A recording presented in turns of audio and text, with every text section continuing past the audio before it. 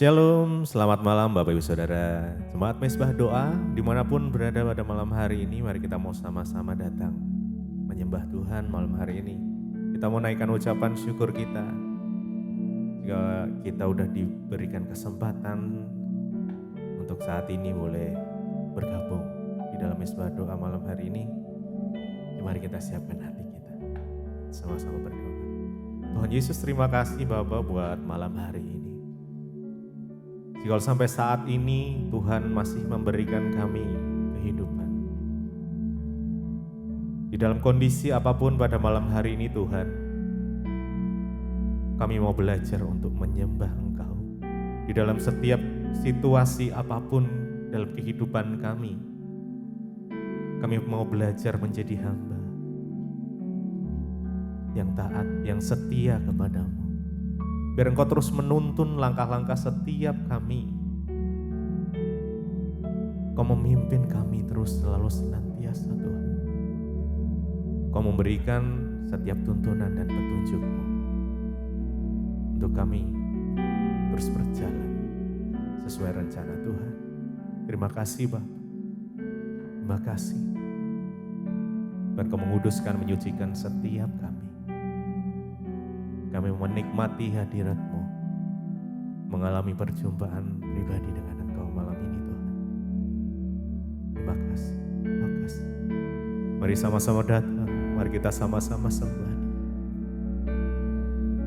Naikkan ucapan syukur-Mu buat Tuhan. Naikkan mazmur-Mu. Kami bersyukur Tuhan, sebab Engkau sungguh baik.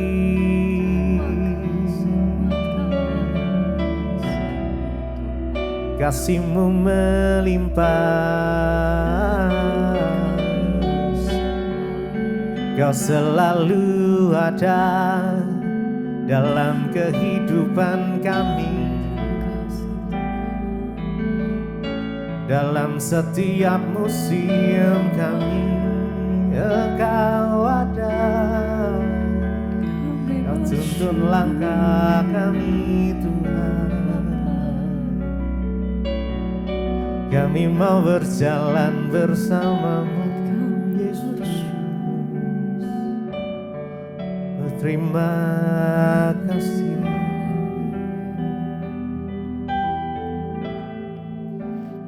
Bukan Tuhan yang melihat rupa, Kau bukan Tuhan, Kau bukan Tuhan yang memandang harta.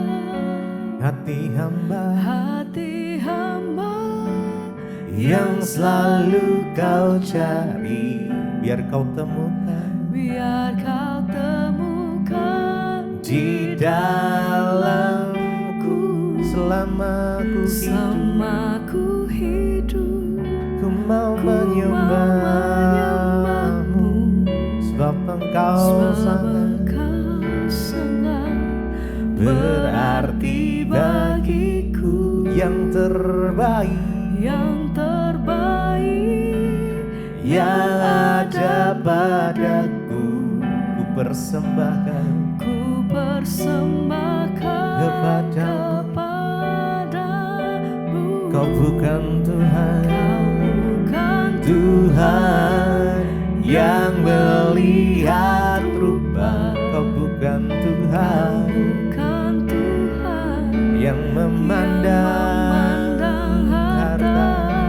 Hati hamba yang selalu Kau cari, biar Kau temukan di dalamku. Selama ku hidup, ku mau menyembah-Mu, sebab Engkau sangat berarti bagiku. Yang terbaik yang ada padaku, ku persembahkan kepadamu. Kau bukan Tuhan yang melihat rupa. Kau bukan Tuhan yang memandang harta. Hati hamba yang selalu kau cari, biar kau temukan di dalam selama ku hidup. Ku mau menyembahmu, sebab Engkau sangat berarti bagiku. Yang terbaik yang ada padaku, ku persembahkan kepada. Kau bukan Tuhan yang melihat rupa. Kau bukan Tuhan yang memandang harta, hati hamba yang selalu kau cari, biar kau temukan di dalamku. Selama ku hidup, ku mau menyembahmu, sebab Engkau sangat berarti bagiku. Yang terbaik yang ada padaku, biar kau persembahkan kepadamu, Yesusku.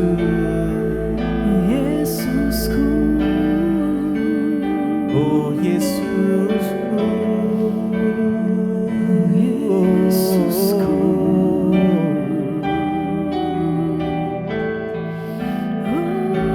persembahkan hidupku kepadamu Tuhan, sebagai persembahan yang hidup, yang berkenan kepadamu. Hati sebagai hamba yang mau taat dan setia hanya kepadamu Tuhan, hanya kepadamu. Ajarkanku Tuhan, jadi seorang hamba yang setia. Kau bukan Tuhan yang melihat rupa. Engkau bukan Tuhan yang memandang harta. Hati hamba yang selalu kau cari, biar kau temukan di dalamku. Selama ku hidup, Ku mau menyembahmu, sebab Engkau sangat berarti bagiku. Yang terbaik yang ada padaku, ku persembahkan kepadamu. Mari bukan Tuhan dengan segenap yang hati. melihat rupa. Yes. Kau bukan Dan kesungguhan hati yang memandang harta. Hati hamba yang selalu kau cari, biar kau temukan di dalamku.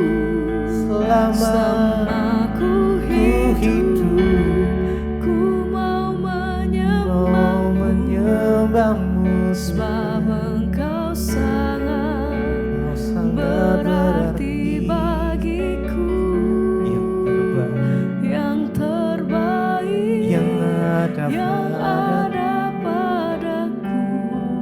persembahkan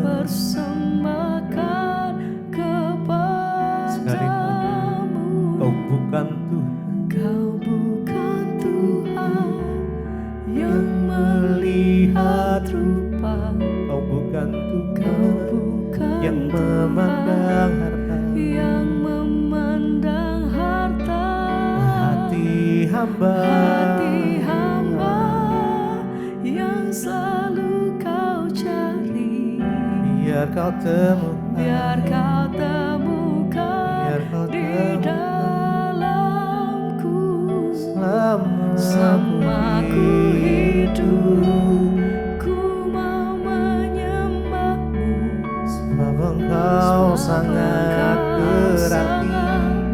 berarti bagiku. Yang terbaik yang ada padaku, persembahkan, ku persembahkan kepadamu.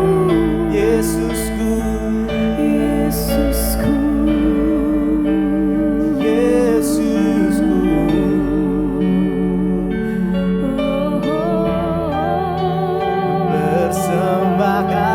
Persembahkan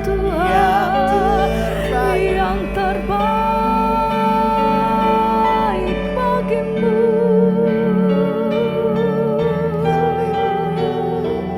Oh Tuhan, haleluya. Biar segala pujian kami, hormat kami bagimu Tuhan. Haleluya.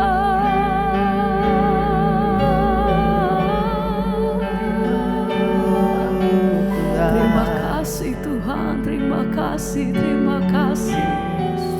Oh, memilihmu bagian yang terbaik. Amin. selamanya tak akan terganti. Engkau harta yang paling berharga, hanya kau Yesus, selamanya. Memilihmu bagian yang terbaik. Selamanya takkan terganti. Harta yang paling berharga,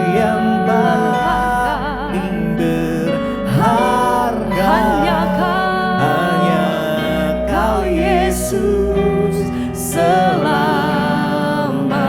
Memilihmu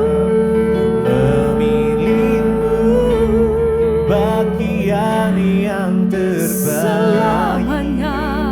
Selamanya Amin. tak akan terganti. Kau harta yang paling berharga, hanya kau Yesus. Terima kasih Tuhan.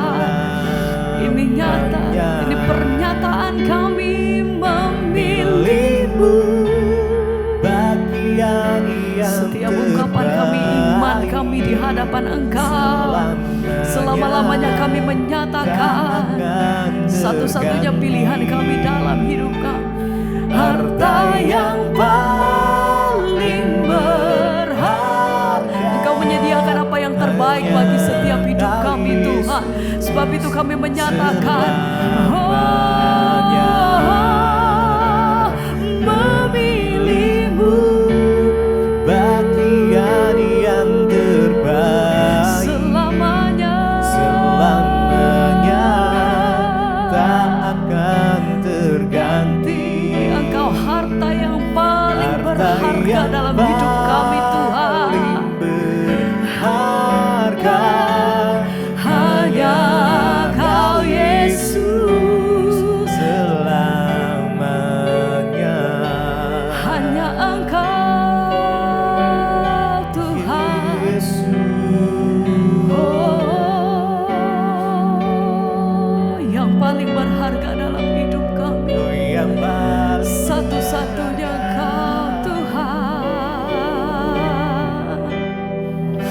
Perlindungan-Mu Tuhan atas hidup kami, penyertaan-Mu Tuhan, dan bahkan pemeliharaan Tuhan yang sempurna atas hidup kami. Kami bersyukur Tuhan. Terima kasih. Memilih-Mu bagian yang terbaik, selamanya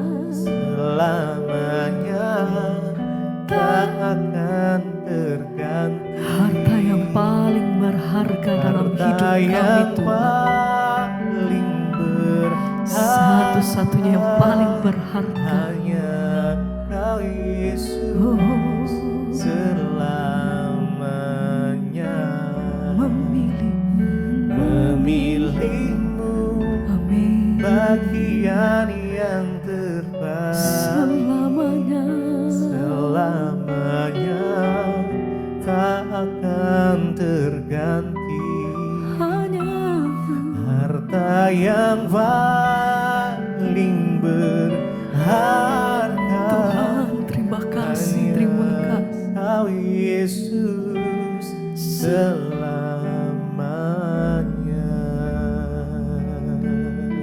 Hanya Engkau Tuhan. Terima kasih, terima kasih. Hanya Yesus.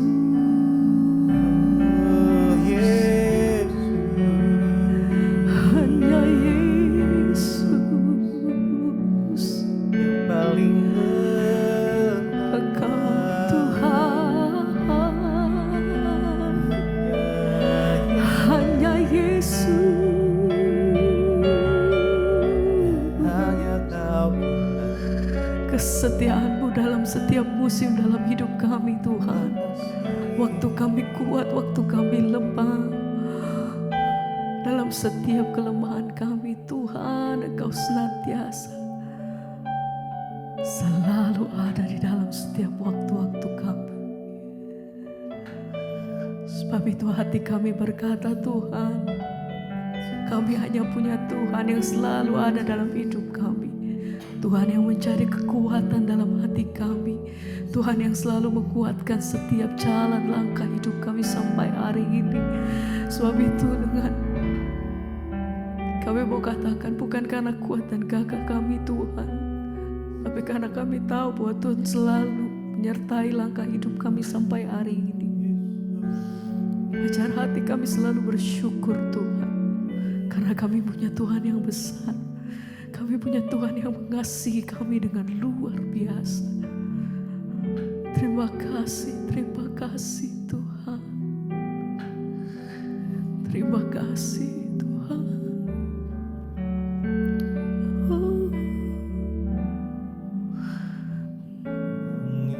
Ikut Yesus, Itulah kesukaan hatiku. ya Tuhan. Ku lepas semua hakku untuk Amin. mengenal Kehendaknya di hidupku, mengiringmu, mengiring Yesus. Amin. Itulah kekuatan hidupku.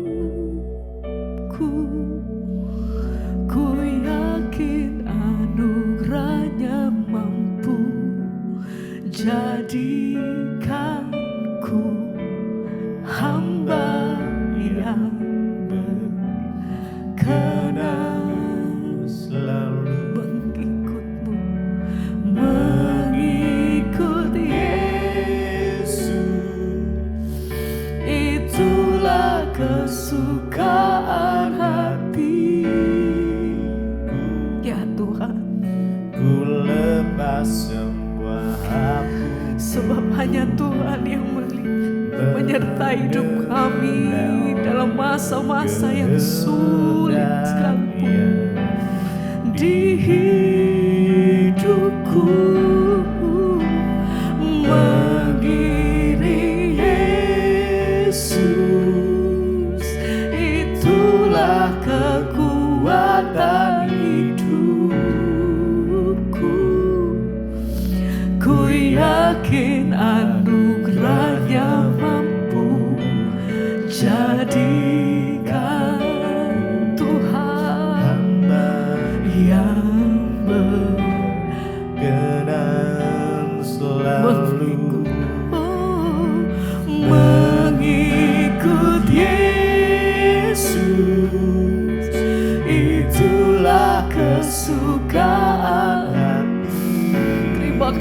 kasih Tuhan. Ku lepas semua hakku untuk mengenal. Kami meletakkan setiap keinginan kami Tuhan.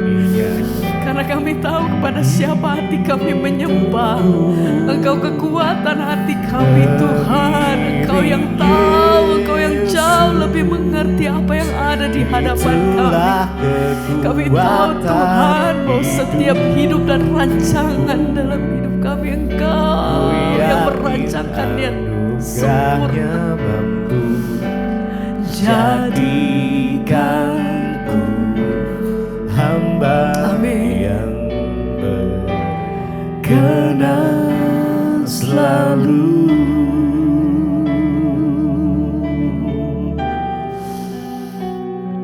Rancangan-Mu atas hidup kami itu sempurna adanya Tuhan. Sebab itu kami meletakkan setiap kehidupan kami di dalam Engkau Tuhan. Kami datang merendahkan diri di hadapan Tuhan dalam hadirat-Mu Tuhan. Kami melepaskan setiap keinginan kami. Dan kami meletakkannya semua di bawah kaki-Mu Tuhan. Ini hidup kami, ini setiap hati kami. Kami letakkan semua di bawah kaki-Mu. Kami menyerahkannya semua di dalam kehendak-Mu Tuhan. Karena kami tahu Kau menyediakan yang terbaik. Apapun itu satu hal yang kami tahu. Engkau jawaban atas hidup kami Tuhan. Ini hati kami. Ini hidup kami mengikuti. Itulah kesukaan hatiku. Ku lepas semua hakku untuk mengenal kehendaknya. Amin. Di hidupku Mengiring Yesus.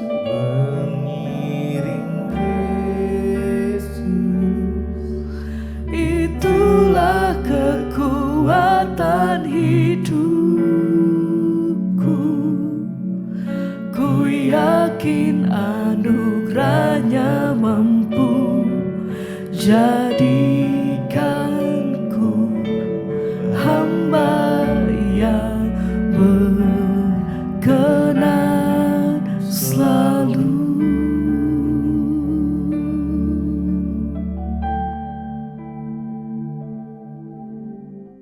Terima kasih Bapa, kami kuat sebab kami percaya kepada nama. Berbicara bagi kami lihat kebenaran firman-Mu Tuhan. Pakai hamba-Mu yang tidak ada apa-apanya Tuhan. Di dalam nama Yesus kami buka hati bagi firman Tuhan. Mari sama-sama kita katakan amin, amin. Silakan duduk Bapak Ibu, shalom. Iya saudara, kita percaya bahwa apapun persoalan badai yang sedang kita alami, ya di dalam nama Yesus itu ada jalan keluar, amin. Semua orang pernah mengalami yang namanya tekanan dan persoalan hidup. Saya mau tanya dulu Bapak Ibu yang pernah mengalami stres, ada enggak? Ya, siapa yang pernah stres di sini angkat tangan? Mengalami tekanan yang berat, ada? Kalau enggak ada pulang aja. Ya, semua kita pasti pernah mengalami.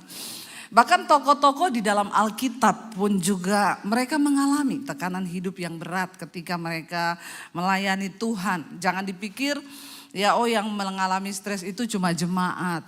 Pendeta itu kan enak hidupnya. Ya, pendeta juga punya rasa, punya hati. Jangan disamakan dengan pisau belati. Saudara, di dalam Alkitab ya, saya tuh beberapa waktu yang lalu saya ngajar di sekolah Alkitab misi saya di Bandungan. Lalu saya suruh anak-anak murid itu cari tokoh-tokoh Alkitab yang pernah mengalami stres. Lalu saya suruh mereka presentasi di depan. Ternyata hampir semua tokoh Alkitab itu pernah stres. Pak Lukas pernah stres enggak Pak? Saya sering Pak. Ternyata Pak Lukas juga pernah ya. Semua saudara, semua pernah mengalami. Yunus bahkan pernah minta mati. Ya Tuhan cabut saja nyawaku. Ada di antara saudara yang mengalami stres lalu minta mati? Belum toh? Berarti masih lebih berat Yunus toh? Makanya gak usah alay lebay. Ya berpikir bahwa kita ini yang lebih berat masalahnya. Saudara, di dalam Alkitab pun Elia seorang nabi yang begitu luar biasa. Ketika dia di dalam pemerintahan Raja Ahab, ya Ahab itu membuat nabi palsu untuk mendukung semua program-program pemerintahannya. Karena bangsa Israel itu negara teokratis yang harus mendengar suara Tuhan. Jadi walaupun raja bilang A, kalau nabi bilang B enggak boleh. Nah Ahab itu kan jahat, dia tidak takluk kepada Tuhan. Istrinya itu Isabel, membangun banyak penyembahan berhala di Israel. Jadi dia pikir kalau nabi asli ini dia ngomong A, nabi asli ngomong B kan tidak terjadi programnya. Jadi dia bikin kelompok nabi palsu. Tidak tanggung-tanggung saudara, ratusan orang. Ketika Elia itu merasa tinggal dia sendiri, di situ nabi yang benar. Lalu dia harus membunuh, Tuhan suruh dia bunuh 450 nabi palsu. Ya, dia bunuh saudara, Tuhan suruh dia bunuh semua nabi itu. Membunuh 450 orang nabi palsu itu ya berat atau ringan saudara? Berat loh, bunuh satu orang aja enggak gampang loh. Ketika Elia sudah melaksanakan apa yang Tuhan buat, lalu diceritakanlah kepada Isabel ya bahwa nabi-nabimu yang kau bikin itu sudah mati. Dibunuh oleh Elia. Lalu Isabel berkata, bilang sama Elia ya, besok pada jam seperti ini, kalau dia tidak mati seperti nabi-nabi yang sudah dia bunuh itu nabi saya, ya maka jangan sebut aku Isabel.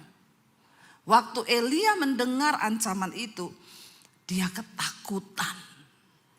Ya, Elia tuh ketakutan luar biasa saudara. Dia lari ke padang gurun. Loh dia menghadapi 450 nabi, dia berani loh. Tapi cuma dengar satu perkataan wanita, ya ternyata dia menjadi ketakutan, menjadi ya begitu tertekan, menjadi depresi, menjadi begitu stres saudara. Dia sudah mengalahkan 450 nabi, sudah berhadapan dengan Ahab raja. Dia menang dengan kekuatan. Dan ternyata kenapa Elia itu mengalami stres dan tekanan yang begitu berat? Karena ternyata ya dia sudah kelelahan, bukan soal hanya Isabel. Tapi dia udah kelelahan, habis bunuh 450 nabi. Lalu dia dengar kata-kata itu. Sebenarnya kata-kata itu dia dengar kalau dari awal sebelum dia bunuh 450 nabi itu, kira-kira dia takut atau tidak? Enggak, itu biasa ancaman itu. Orang dia aja mau dibunuh Raja Ahab, mau dibunuh semua nabi itu, dia enggak takut. Tapi kenapa tiba-tiba dia mengalami ketakutan? Karena sudah kelelahan, sudah capek. Ya, orang itu stres itu ya terjadi saudara, sebenarnya biasa, semuanya itu biasa. Tapi kalau sudah terlalu lelah maka gampang untuk tertekan. Bilang kanan kirimu, jangan terlalu lelah. Nanti gampang stres ya. Apalagi kalau yang lelah itu hati. Ya, kalau lelah tenaga itu ya gampang saudara, kalau lelah tenaga itu gampang tidur malah. Saya tuh kalau ketemu orang-orang kaya di Jakarta konseling, Bu saya tuh enggak bisa tidur. Saya bilang Bapak kurang lelah. Ya, karena orang kaya itu yang lelah hati dan pikirannya. Dia bilang masa sih Bu, coba Bapak ngepel rumah ini, Bapak rumahnya kan 3 lantai toh. Coba Bapak pel dari lantai 1 sampai lantai atas. Saya yakin nanti malam Bapak pasti langsung tidur nyenyak. Iya juga ya, iya mereka kurang lelah badannya. Ya makanya gak bisa tidur. Elia ini lelah tenaganya, lelah pikirannya saudara. Dia lari ke padang gurun, ya lalu dia juga minta mati loh. Bahkan dia bilang, Tuhan, aku ini sudah bekerja lelah buat Engkau. Tapi apa yang aku dapati? Ya, saudara, stres itu bisa dialami oleh semua orang. Satu contoh di Alkitab yang sangat luar biasa juga adalah Daud. Daud pernah mengalami stres. Stres yang paling hebat yang dialami oleh Daud itu kenapa, saudara? Ada yang tahu? Dikejar Saul. Daud tidak bersalah, dia itu dinubuatkan Tuhan akan diangkat menjadi raja untuk menggantikan Saul. Karena Saul tidak lagi berkenan. Salahnya Daud apa? Emang Daud pernah minta jadi raja? Kan tidak toh? Ya, masalah itu datang gak harus kita salah atau kita undang. Ya, sering kali bahkan kita benar di jalurnya Tuhan pun ada masalah. Daud tuh gak pernah loh jadi raja. Dia gak pernah pengen dan ngomong aku pengen jadi raja. Tiba-tiba Tuhan itu menyampaikan kepada Samuel, kamu harus pergi kepada Isai karena ada satu anaknya yang aku akan pilih menjadi raja menggantikan Saul. Daud bahkan gak tahu dia lagi menggembalakan kambing domba di padang. Lalu ketika mendengar itu Samuel bilang, ya sudah mandi semua kamu. Ya, kakaknya Daud, mandi, besok nanti kita akan ketemu, kamu siapin bajumu ya, kita nih ketemu sama nabi besar loh. Dan dia bilang ada salah satu di antara kalian yang akan menjadi raja. Lalu Daud bilang, Pak aku pakai baju apa? Kamu ndak usah. Karena kamu ndak masuk hitungan. Kamu bukan prajurit. Kamu tuh gembalakan kambing domba aja besok. Kamu tetap ke padang. Kakak-kakakmu ini prajurit. Mereka nanti yang akan pergi. Kami mau pergi makan ketemu sama nabi besar ini. Kalau saudara jadi Daud, saudara kepahitan enggak? Memang dasar tukang kepahitan semua. Apa dikit kepahitan. Tapi jujur loh, kita pasti kan kecewa kalau papa kita ngomong gitu toh. Dan akhirnya besok Daud melihat kakak-kakaknya semua sudah berdandan. Ini acara besar saudara. Ya. Lalu Daud ya udah dia cuma lihat, ya udah dandan. Dia pergi dengan baju biasanya dan bawa kambing domba yang Alkitab bilang hanya beberapa ekor. Enggak banyak, cuma beberapa ekor. Dia bawa ke padang. Ya, akhirnya ketika Samuel melihat Eliab anak Isai yang paling gede, badannya tinggi besar, ganteng, gagah, prajurit. Langsung Samuel bilang ini pasti yang akan jadi raja. Karena memang tampangnya tampang raja. Tapi waktu dia berpikir begitu Tuhan bilang aku sudah menolak dia. Karena bukan yang dilihat manusia itu yang dilihat Tuhan. Tuhan itu melihat hati. Lewat semua anaknya Tuhan bilang bukan loh. Lalu Samuel bingung lah yang mana? Dia tanya sama Isai, ini semua sudah anakmu? Enggak, masih ada satu. Mana dia? Menggembalakan kambing domba. Aduh, enggak usah tanya dia. Enggak ada potongan raja. Dia juga bukan prajurit. Masih kecil, kemerah-merahan. Enggak masuk hitungan. Enggak apa-apa kalau secara dunia orang bilang kita ini enggak masuk hitungan. Amin. Tapi percaya Tuhan melihat saudara, Tuhan tuh melihat hati loh. Makanya jaga hatimu. Amin. Untuk menjadi orang yang diberkati Tuhan kita harus jaga hati. Di hati ini jangan ada iri, dengki, benci, kepahitan, kekecewaan. Ngapain? Hidup ini cuma sebentar. Ya, untuk mengalami enggak ada yang lain. Karena Alkitab berkata Tuhan melihat hati, enggak ada yang lain. Udah hati kita nih jaga. Ya, kita enggak bisa jaga mulut orang toh. Yang kita bisa jaga apa? Ya, mulut orang bagaimana saudara jaga? Ya, kita nih diam aja. Bu, tuh loh ada orang cerita tentang ibu. Saya sekarang kalau begitu, Bu saya dengar cerita tentang ibu. Saya tanya, ceritanya bagus atau buruk? Ya buruk sih Bu. Apa ceritanya? Panjang Bu, sambil ngopi yuk. Soalnya kalau lewat telepon cuma pendek, enaknya sambil ngopi. Saya bilang, saya nggak ada waktu untuk mendengarkan perkataan buruk orang. Mending saya buat syuting, mending saya hidup buat berdampak. Amin saudara. Ngapain saya dengarkan perkataan buruk orang, nggak ada waktu saya. Bener ibu nggak mau denger, seru loh bu, kagak. Ya karena jaga hati susah, ngapain dengerin omongan orang yang bikin sampah di hati.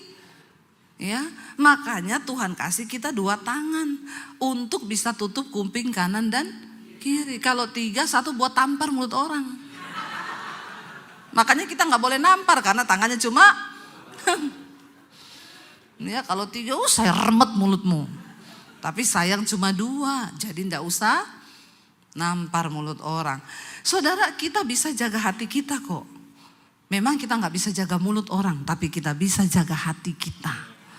Daud itu tidak diperhitungkan, ada alasan untuk Daud kepahitan kepada orang tuanya. Sekarang kan banyak anak-anak, saya jadi homo karena saya pahit sama orang tuaku. Ih, kenapa kau izinkan dosa menentukan masa depanmu? Kenapa kau izinkan nasibmu untuk membawa engkau kepada hal-hal yang buruk? Tidak ada alasan bagi orang benar untuk melenceng daripada firman Tuhan dan membuat masa depanmu hancur cuma karena sebuah alasan. Katakan, ada orang saya jadi homo bu karena dulu saya pernah begini, saya pernah begitu. Tinggalkan itu semua. Kita semua punya alasan masa lalu untuk memilih apakah hidup kita jadi benar atau salah. Jangan beri alasan apapun. Pakai semua alasan-alasan kekecewaan, kepahitan di masa lalu untuk menjadi sebuah cambukan membawa hidup kita ini menuju kepada tujuan Tuhan. Amin. Ya saudara, Daud di padang itu dia enggak nangis saudara. Ya sambil nyanyi kepahitan gitu enggak. Ya, kau yang berjanji, kau yang menyakiti. Ngapain? Ya. Daud di padang mengembalakan kambing domba sambil nyanyi saudara ya. Dia bikin lagu di sana ya. Dia nyanyi pujian. Makanya Mazmur itu hampir semua lagu rohani yang saudara nyanyikan sekarang itu ciptaannya Daud. Ciptaannya Daud. Ya. Tadi saudara nyanyi lagu apa? Pujian tadi yang kedua. Apa tadi pujian yang kedua tuh? Ayo pemusiknya aja lupa loh. Tuhanlah kekuat, bukan ya?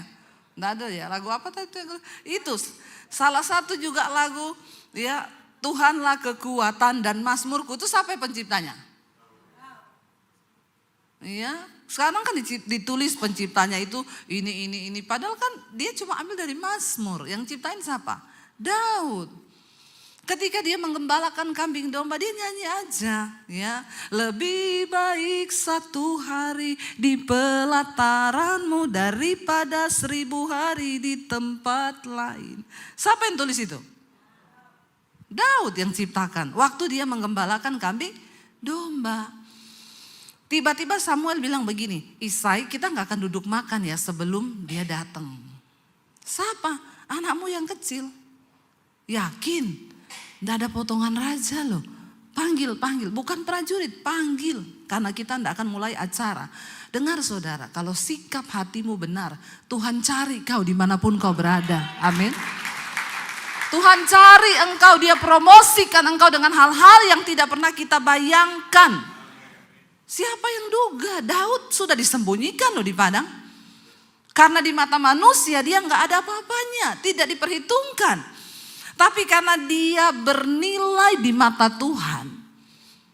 Dia gak kecewa, dia gak izinkan apapun masuk di hatinya lalu menjadi kepahitan. Dia tetap memuji Tuhan. Lalu lewat Samuel, nabi besar itu Tuhan bilang cari dia. Acara ini gak mulai kalau dia tidak ada. Wow gak? Mau sehebat apapun manusia menutup jalanmu. Sehebat apapun orang coba merendahkan engkau, bahkan menutup pintu berkatmu. Kalau Tuhan yang buka, maka tidak ada seorang pun yang dapat menutupnya. Amin saudara. Ya, saya ingat saya dulu ada pendeta bilang, saya tutup pintu pelayananmu, saya tutup pintu berkatmu. Saya bilang, dia bukan Tuhan. Kalau Tuhan yang ngomong gitu saya takut. Tapi manusia bukan Tuhan.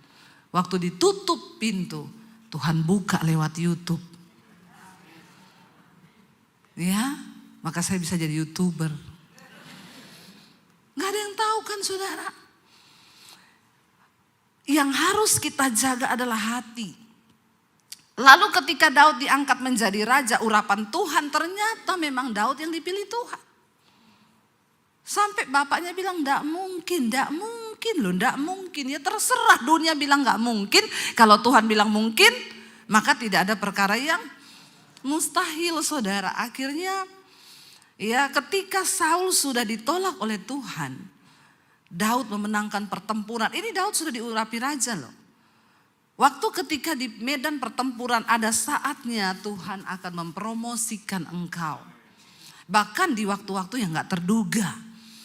Loh saudara tahu promosi Daud itu, dia gak sadar hari itu hari promosinya loh. Sudah berbulan-bulan prajurit bangsa Israel dipermalukan oleh yang namanya Goliat. Berbulan-bulan Goliat meneriaki bangsa Israel, siapa yang berani maju lawan aku? Tidak ada yang berani. Di padang itu berbulan-bulan mereka pun latihan bagaimana memikirkan strategi mengalahkan Goliat. Daud ini tiap hari mengembalakan kambing domba. Sudah diurapi jadi raja. Daud gak ngomong gini, "Pak, aku ini udah diurapi loh jadi raja. Besok aku jadi prajurit ya. Kasih aku pedang, bikinin aku baju prajurit." Enggak, hidup ini santai aja saudara, amin. Kalau kita mengalir dengan rencana Tuhan, santai aja, tiba-tiba Tuhan bukain jalannya. Saudara, akhirnya ketika saat itu Tuhan mau promosiin Daud, bahkan Daud enggak tahu. Ceritanya papanya bilang, "Daud sini. Kakak-kakakmu itu lagi di medan pertempuran, enggak pulang-pulang. Karena ada raksasa yang namanya Goliat itu lagi menantang bangsa Israel. Ini bawa rantang ini isinya nasi, roti, jelai. Kamu kasih ke kakakmu di medan pertempuran. Antar, jangan lama-lama, mereka lapar." Daud bawa rantang sambil nyanyi di medan pertempuran. Dia nggak tahu hari itu hari promosinya toh. Lalu dia bawa rantang itu sampai sana, kaget. Loh, ada manusia tinggi banget. Dia dengar Goliat itu mengolok-olok bangsa Israel, mengolok-olok Allah. Daud itu paling nggak suka kalau nama Tuhan itu direndahkan. Mana Allahmu? Katanya bangsa Israel punya Allah yang hebat. Kalahkan aku. Gak ada satupun yang berani. Lalu Daud bilang, siapa orang Filistin yang tidak bersunat itu yang berani mengolok-olok nama Tuhan? Mereka bilang, dia prajurit dari kecil, badannya aja itu berapa kali lipatnya saudara. Lalu Daud bilang, aku mau pergi melawan dia. Lalu heboh semua, kasih tahu ada yang mau maju. Kakaknya Daud dengar, dia lihat siapa yang mau maju itu loh. Daud tuh kurang ngajar ini dia ini. Ya kita aja semua prajurit ini semua gak ada yang berani. Dia jewer, aku tahu kenakalanmu ya. Pulang, kau kan kesini cuma antar makanan toh. Kenapa kau nakal? Dia bilang aku ndak nakal, aku tuh mau lawan dia tuh. Lalu dipanggillah menghadap Raja Saul. Benar kamu mau lawan dia? Iya. Pakai apa? Aku ini di padang menggembalakan kambing domba. Kalau ada singa datang makan dombaku, aku kejar singanya, aku robek mulutnya. Aku ambil dombaku dari mulutnya. Kalau ada beruang datang, aku kejar beruangnya, aku robek mulutnya, aku ambil dombaku. Allah yang memberi aku kemenangan di padang. Maka Allah yang sama itu akan memberikan aku kemenangan untuk melawan orang Filistin yang tidak bersunat ini. Amin saudara. Dia gak bilang dia ahli, tapi dia bilang Allah yang memberi aku kemenangan. Allah yang sama, nama Yesus yang berkuasa itu, yang akan memberi kita kemenangan saudara. Akhirnya ya udah, karena memang tidak ada satupun yang mau maju, ya udahlah ya, dalam hatinya Saul ya coba aja lah. Lalu Daud maju saudara, dipakein baju sirahnya Saul, pakai ini, Daud gak bisa jalan. Ya, karena berat sekali itu baju besi ya. Akhirnya Daud copot semuanya, enggak aku gak terbiasa pakai ini. Aku maju saja dengan apa yang ada di tanganku. Tuhan itu nggak cari apa yang nggak ada di tanganmu. Dia lihat potensi yang ada dalam dirimu dan dia lebih tahu saudara daripada kita. Daud cuma ambil ya 3 batu, baru 1 batu terbang. Tepat kena di kepalanya Goliat, lalu dia tumbang dan mati saat itu juga. Apakah Daud tahu itu hari promosinya? Ketika hatimu benar saudara, Tuhan yang akan mempromosikan engkau. Apa yang terjadi? Akhirnya Daud dieluk-elukan, semua memuji-muji Daud. Luar biasa Daud. Ya, Saul pun senang. Ayo datang ke istanaku, aku akan kawinkan kau dengan anakku. Ya, dan kau akan menjadi panglima perang bangsa Israel. Enggak pernah latihan perang. Akhirnya dia diangkat menjadi panglima perang. Dia masuk ke istana Saul. Tapi perempuan-perempuan nyanyi. Saul membunuh hanya beribu-ribu. Tapi Daud membunuh berlaksa-laksa. Lalu Saul menjadi iri hati. Inilah pertama kali awalnya Daud mengalami stres yang berat di hidupnya. Akibat hanya 1 ulah dari iri. Ngeri ya saudara. Cuma karena iri hati. Loh sekarang saya mau tanya, apakah Daud mau dieluk-elukan orang? Enggak toh, Daud kan gak minta dieluk-elukan toh. Dia juga tidak sombong, dia ya apa adanya aja. Ya tapi kalau orang memang dipakai Tuhan begitu kan ya enggak bisa dipungkiri. Pasti akan dipuji. Lalu itu juga bukan maunya Daud kan. Untuk orang-orang semua menghormati dia lebih daripada Saul. Tapi persoalannya ada di hatinya Saul yang tidak beres. Dia iri. Dari situ dia berikhtiar untuk membunuh. Yang tadinya dipuja-puja. Saul juga bersyukur karena Daud memenangkan pertempuran dengan Goliat. Perkara iri hati akhirnya menjadi timbul niat untuk membunuh. Dan ini Daud yang mau bunuh raja saudara. Enggak ada ampun sudah kan. Dia harus melarikan diri dari satu gua ke gua lain. Salahnya apa coba? Dan ini kematian di depan mata. Raja bilang cari yang namanya Saul. Dimanapun dia sembunyi cari, penggal kepalanya. Gara-gara iri hati. Loh Daud kalau bisa protes kan, Tuhan siapa juga yang minta aku jadi begini. Nggak salah loh saudara, nggak salah loh. Ya makanya saya bilang orang itu stres itu 2 macam. Hari ini pagi ini saya akan bahas yang karena kehendak Tuhan. Ya, ada orang mengalami stres tuh karena kehendak Tuhan. Ya kayak begini toh, Daud tuh kan nggak mau toh. Lalu ketika Daud itu berhadapan, aduh ya dia dengan persoalan ini dia lari kemana, dia sampai dia tulis Mazmur, semua orang berikhtiar membunuh aku. Kemana aku harus lari Tuhan? Ya karena di sana aku ketemu musuh, di sini aku ketemu musuh dan semua orang itu kok jahat kepadaku. Tapi ya Tuhan izinkan. Ada proses dalam hidup ini yang memang Tuhan izinkan. Kita sudah bertanya salahku di mana? Tidak ada salahmu. Tuhan bilang kau tidak ada salah tapi aku izinkan itu terjadi. Tapi kan puji Tuhan kita ini belum mau dibunuh toh. Enggak dicari sama presiden Amerika toh. Masalah-masalahnya pasti cuma masalah-masalah biasa. Ya udah jalani aja, bersyukur aja. Paling cuma difitnah, cuma direndahkan, cuma begini. Belum. Ya, berbahagialah engkau kalau engkau menderita karena kehendak Allah. Ya, karena itu berarti mahkota kemuliaan akan diberikan kepadamu. Tapi apa yang Daud lakukan saudara ketika dia itu di dalam stres mengalami tekanan yang begitu berat.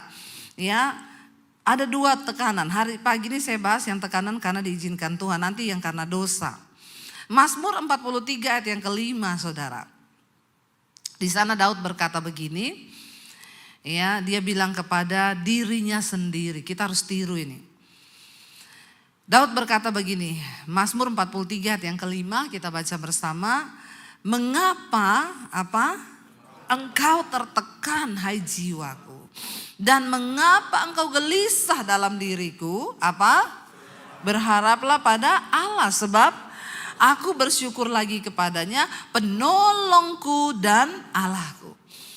Ketika engkau mengalami situasi yang berat karena tekanan yang karena kehendak Tuhan, dikatakan, mari kita tiru, Daud itu bilang kepada jiwanya, mengapa engkau tertekan? Ingat saudara, orang pertama yang dapat menolong ketika kita dalam tekanan adalah diri sendiri. Jangan harap suami atau istrimu. Tambah sakit hati kau. Ya. Kita lagi tertekan, lagi ada masalah, berharap, mana suamiku ya, kok dia enggak belai-belai kepalaku sih? Tambah gondok. Kenapa? Karena perempuan sama laki-laki itu beda. Perempuan itu lebih pakai perasaan, laki-laki itu pakai logika. Makanya kita kalau ribut sama suami, kita nangis percuma, dia ngorok. Ya enggak ibu-ibu? Ya kau nangis sendiri kau sampai pagi. Dia pengalaman pribadi ya. Dia ngorok, lalu kita sakit hati. Ya. Lalu kita bilang besoknya, kamu tuh ya enggak ngerti perasaanku. Enggak bakal ngerti. Karena laki-laki pakai lo. Dia gini, ya udahlah ada masalah selesai aja, tidur ngantuk ini. Kan logikanya begitu. Tapi perempuan, kenapa nggak dibelai ya? Ya nggak bisa. Orang pertama yang paling bisa menolong dirimu ketika engkau ada dalam stres yaitu diri kita sendiri. Nggak usah cari pendeta. Ya, nggak usah telepon Pak Lukas. Ya, apalagi Pak Lukas, enggak usah saudara, enggak usah ya. Pak itu loh suamiku Pak. Ya, enggak usah. Bu itu loh Bu Seli suamiku. Ya, kita juga pendeta cuma bisa bilang ya memang itu toh kita bisanya. Emang mau ngapa coba? Ya mau ngapa? Makanya saya selalu bilang enggak usah cari pendeta. Ya, ibu-ibu datang, Bu suamiku itu loh selingkuh, pemarah, pemabuk, penjudi Bu. Saya mesti apa Bu Debbie? Ibu berdoa. Bu Debbie itu ya kalau ditanyain gitu cuma jawabnya berdoa. Ibu sih enggak rasa suamiku. Aku emoh rasa suamimu. Karena aku duwe suamiku dewe. Ngopo aku rasain suamimu? Rasa ono? Enak ay, disuruh berdoa jawabannya ibu sih enggak rasa suamiku. Coba kalau ibu rasa punya suami kayak punya aku. Omoh, suamiku Daniel, aku mau rasa suamimu. Siapa dulu sing suruh kowe nikah? Dibilangi berdoa malah balik membantah. Salah nikah sama itu toh? Begitu saya Pak Lukas. Perlu ditiru itu Pak. Jemaat sekarang itu saya keras kepala batu, dikasih tahu enggak mau denger. Lah terus kita mau suruh cerai. Doa. Ya memang cuma doa Bu. Masa cuma doa? Ya udah kasih sianida. Maunya tuh pendeta tuh jawabnya gitu Pak. Iya pendeta itu ya jawabnya doa dan doa.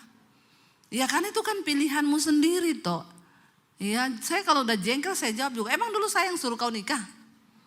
Doa Bu, doa. Makanya tolong dirimu sendiri dulu. Duduk di kaki Tuhan. Bilang sama dirimu, hei jiwaku kenapa kau stres? Percayalah kepada Tuhan. Jangan stres hai jiwaku. Amin. Ngomong di kaca sama dirimu. Nggak usah curhat sama orang, tambah stres kau. Masalahmu jadi cerita kemana-mana. Ngomong sama dirimu. Daud berkata kepada dirinya, hai jiwaku, mengapa engkau gundah gulana di dalamku? Pujilah Tuhan. Yang kedua saudara, setelah engkau berkata kepada dirimu sendiri, dia bilang, mengapa engkau gelisah dalam diriku? Berharaplah kepada Tuhan. Kuatkan imanmu, berharap pada Tuhan. Kalau kehendak Tuhan, Tuhan pasti kasih kekuatan.